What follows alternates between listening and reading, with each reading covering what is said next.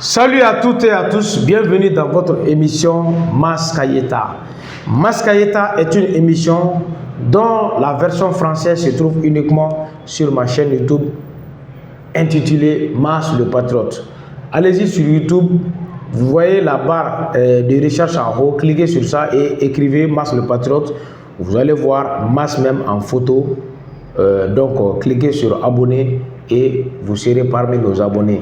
Et activez aussi la cloche de notification quand on va mettre une nouvelle émission ou bien une nouvelle vidéo sur la chaîne. Donc vous serez informé à travers les messages. Donc abonnez-vous et partagez, cliquez sur j'aime. Voilà, ça permettra de donner un élan à la vidéo. Aujourd'hui, nous allons vous évoquer 3 thèmes. Le premier thème, ça concerne le gouvernement nigérien. À travers le conseil des ministres d'hier, le jeudi 12 décembre 2024, ils ont annoncé avoir déposé une plainte contre la radio France Internationale, RFI. Donc nous allons parler sur ça. Et le deuxième thème, ça concerne le président en exercice, Ahmed Bola Tinubu, donc a montré que lui, il est confiant que le Mali et le Burkina et le Niger donc, vont réintégrer la CEDEAO. Donc, ça c'est le deuxième. Ça c'est le deuxième. Excusez-moi. Voilà, ça c'est le deuxième thème. Le troisième thème, ça concerne l'Algérie veut maintenant renforcer sa coopération bilatérale avec le Burkina Faso. Donc ils ont envoyé un ambassadeur pour aller exprimer ça aux autorités burkinabées, autrement dit à capitaine Ibrahim Traoré. Donc ce sont ces 3 thèmes-là que nous avons pour vous aujourd'hui, qui s'est coïncidé avec, aujourd'hui c'est le vendredi 13 décembre 2024. Vendredi 13 décembre 2024. Donc partagez et abonnez-vous à ma chaîne YouTube, version française, Mas le Patriote. Voilà. Donc, nous avons appris à travers RTN, Radio-Télévision Nigérienne. Ce sont eux qui nous ont fourni cette information. Ils ont dit quoi? Je lis l'information. Le gouvernement porte plainte contre RFI pour incitation au génocide et au massacre intercommunautaire. Le gouvernement nigérien a déposé une plainte contre Radio France Internationale RFI. C'était dû à quoi? Tout simplement qu'il incite les gens à la guerre, à l'extermination d'une ethnie par une autre, et à créer des conflits entre les communautés. À l'issue du conseil des ministres du jeudi 12 décembre 2024 et à travers le conseil des ministres qui s'est tenu hier jeudi 12 décembre 2024, donc c'est à travers ça qu'ils ont divulgué cette information. Le gouvernement du Niger a annoncé une action en justice contre la radio France Internationale RFI, que le gouvernement nigérien a porté à la connaissance du monde entier, ainsi qu'au peuple de l'AES et le peuple du Niger, qu'ils ont déposé une plainte contre RFI. Donc on va contre RFI. La plainte vise des accusations graves. Donc cette plainte-là, les raisons qui ont poussé les autorités nigériennes à déposer la plainte contre RFI, donc c'est vraiment des choses que RFI attribue aux autorités nigériennes, au peuple nigérien, qui sont très très très graves. Qu'est-ce que l'article dit? Notamment l'incitation au génocide et au massacre intercommunautaire sur le territoire nigérien. Donc il incite les gens à créer des problèmes, de guerres, de conflits entre les communautés ainsi que les ethnies. Donc, sur le territoire nigérien à travers leur information. C'est ce que nous avons appris émanant de RTN, donc radio-télévision nigérienne. Mais hier, moi, j'avais fait une émission sur, comment on appelle, la radio BBC. La radio BBC, la BBC a été suspendue hier par les autorités nigériennes. Ça, c'était dû à presque à la même faute. C'est de donner de fausses informations par rapport au bilan de l'attaque qui s'est survenue entre les militaires à Tillabéri, entre les militaires nigériens et les terroristes. Donc la BBC avait donné une fausse information, un faux bilan au peuple nigérien ainsi qu'au monde entier. Mais moi j'avais dit que la suspension c'est un peu vraiment légère. On ne doit plus tolérer ces médias occidentaux. Si on les tolère, soit nous allons payer les pots cassés. Ils sont là pour nous détruire. Et nous sommes conscients de cela. Et pourquoi ne pas leur barrer la route en essayant de les chasser définitivement comme on a chassé les forces françaises dans ces trois pays-là. Sinon, si on chasse la France et qu'il y a les médias occidentaux, il y a la BBC, il y a VOA, il y a des trucs comme ça, RFI ici, donc ça veut dire que la France n'est pas partie.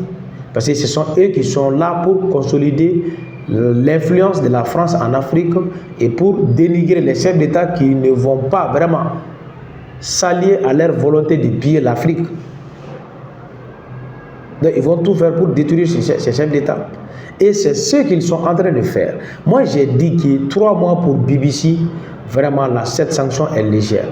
La suspension, on ne devrait même pas suspendre pour 3 mois. Il fallait même laisser.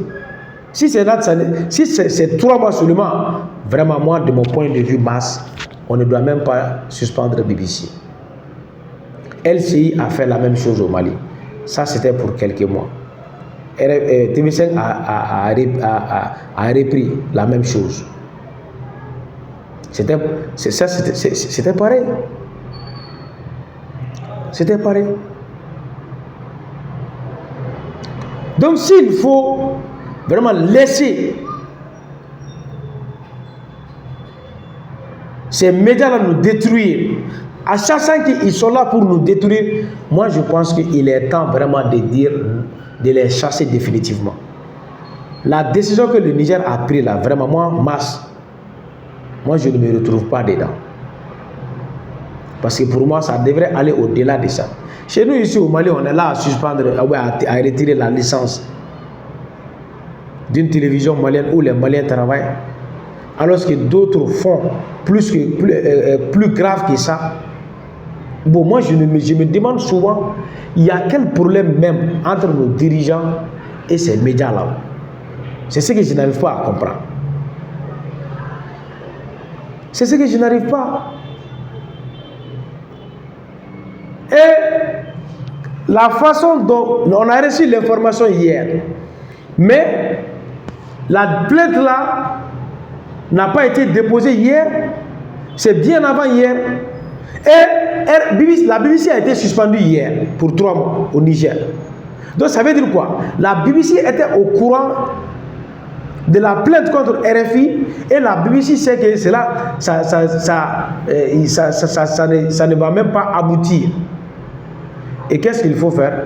Donc immédiatement, lui, comme ça n'a pas servi, pour RFI, là n'a pas servi de leçon à la BBC aussi va faire la même chose. Vous allez voir que même TV5 va répéter la même chose. Ils vont faire parce que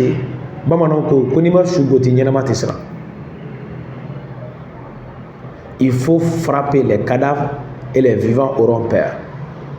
C'est ça. Sinon, tant que nous continuons comme ça, non, ils vont tout le temps donner des fausses informations. La même BBC a été suspendue ou VOA au Burkina Faso. Ça c'était dû à quoi? À travers le faux rapport de Human Rights Watch par rapport à l'attaque de Barça Logo. Ils ont donné des fausses informations aux gens, des faux bilans attribuant aux militaires. Cela a beaucoup de conséquences pour nous, parce que non seulement ça peut décourager les militaires, ils vont se dire qu'ils se sont donnés pour sauver la patrie. Et maintenant, il y a des gens qui tombent, mais on cache ça aussi. Ça décourage, ça va décourager les troupes. Et aussi, ça va diminuer, galvauder la confiance que le peuple a placée à leurs dirigeants. C'est ça qui est très mauvais. Donc moi, mieux vaut vraiment les chasser définitivement. Donc on va au deuxième thème. Le deuxième thème, ça concerne Bola Ahmed Tinubu. Bola Ahmed Tinubu dit que lui, il est confiant que le Mali et le Burkina Faso et le Niger vont réintégrer la CEDEAO. Ça veut dire qu'il a été informé parce qu'ils ont mandaté Bassirou Diomaye Faye de façon officielle pour qu'il sera médiateur entre la CEDEAO et l'AES. Et en se référant des propos de Bassirou Diomaye Faye qu'il a tenus à Doha, au Qatar, c'est de là-bas que vous allez vous rendre compte que vraiment, est-ce que cela n'est pas proche de la vérité? C'est une question. Parce que Diomaye Faye, Sirigi, il avait dit que lui, il est optimiste par rapport à la réintégration du Mali, le Burkina et le Niger à la CEDEAO. Bassirou Diomaye Faye a dit ça. Et Bola Tinubu vient de répéter la même chose. Et nous attendons maintenant nos chefs d'État de clarifier ça là. Sinon, si ils ne font pas ça, c'est pas bon. Pourquoi? Ils savent que le peuple vraiment a voulu se sacrifier. Et le peuple s'est sacrifié pour consolider leur pouvoir. Rester, même si le peuple a subi des pertes en vies humaines, des pertes par rapport au travail. Il y avait des gens qui travaillaient dans ces institutions. Même les Maliens qui sont dans la CEDEAO, ils ont fait une déclaration à un moment donné qu'ils sont prêts à accompagner la volonté des dirigeants, qui est la volonté du peuple. Et après tant de souffrances, s'il faut vraiment retourner encore, cela veut dire que ces souffrances-là sont portées vraiment, c'est comme si c'est des peines perdues. Moi, je pense que cela ne va pas plaire au peuple de l'AES. Et si cela ne plaît pas au peuple, ça veut dire que les dirigeants vont partir dans CEDEAO sans l'accompagnement du peuple. S'ils ne sont pas accompagnés par le peuple, c'est ce que la CEDEAO cherche même. C'est de tout faire pour que la confiance qui existe entre le peuple et les dirigeants de l'AES, pour que cette confiance disparaisse.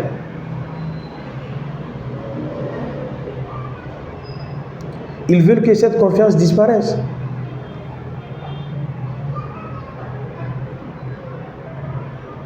Et si il n'y a plus de confiance entre les gouvernants et les gouvernés, c'est de là-bas où le bas blesse, il y a un problème. C'est ce que la CEDEAO veut. Et maintenant, ils vont mettre les plans B là en marche. Si le peuple n'est plus avec les militaires, donc c'est le moment propice de les écarter et ça sera une leçon. Ça servira pour une leçon pour les autres qui vont tenter la même chose dans les jours à venir. C'est ce que la CEDEAO n'a pas laissé tomber sa stratégie de nuire à ces militaires qui sont au pouvoir. Non, la CEDEAO n'a pas renoncé. Coûte que coûte, ils n'ont pas fini avec cette guerre. Ils veulent être victorieux, avoir la victoire sur les militaires.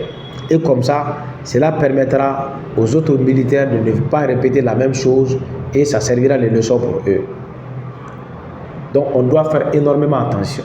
Et c'est le moment de nos chefs, pour nos chefs d'État, de sortir et de dire clairement qu'est-ce qui s'est passé. Moi je sais que j'ai la ferme conviction que entre nous et la CEDEAO, obligatoirement on doit discuter. Oui. Nos marchandises sont cheminées vers le Sénégal, le Burkina Faso, la Guinée, le Togo, etc. La Côte d'Ivoire. Donc obligatoirement, l'espace de l'AES doit discuter avec la CEDEAO.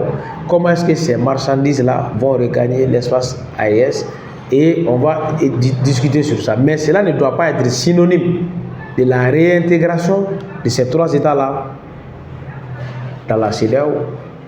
C'est pas bon. De mon point de vue, c'est pas une bonne idée.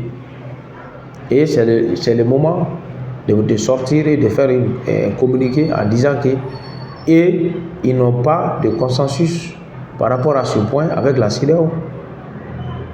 Et qu'ils sont prêts à assumer, à aller jusqu'au bout. C'est ce que moi je vois. Donc, et nous allons au deuxième thème. Le troisième thème, ça c'est l'Algérie. L'Algérie a envoyé son ambassadeur voir capitaine Ibrahim Traoré. Le nom c'est Madame Mansouri. Voilà, Madame Mansouri, c'est l'ambassadrice de l'Algérie au Burkina Faso en fin de mission. Oui, il est parti, il a exprimé que son pays, Algérie, veut renouer sa coopération bilatérale avec la Burkina Faso. Mais en retournant un peu en arrière, cela n'est pas une chose nouvelle, puisque les autorités algériennes, ils avaient fait la même chose à une semaine de l'attaque de Tinzaouaten, où les militaires maliens sont tombés là-bas, ainsi que les Russes. Donc, ils ont démarché les autorités nigériennes. Et les chefs d'état-major même se sont rencontrés. Ils ont fait sortir un plan de coopération militaire entre le Niger et l'Algérie. Mais l'objectif, vous voyez qu'il n'a pas été atteint. Pour quelles raisons? Parce que l'objectif, ce n'était pas une coopération militaire, non. Une coopération entre 2 États, non. Mais c'était pour diviser. Les Maliens, si les autorités maliennes n'avaient pas compris, il allait se dire que nos soldats ont été tués à cause de ces pays-là. Et une semaine après, vous allez faire alliance avec eux, militaires, surtout militaires. Mais les chefs d'État, l'AES même, c'est Dieu qui vient sur l'AES. Et maintenant, ils vont tenter avec le Burkina Faso. Et ça sera le même scénario.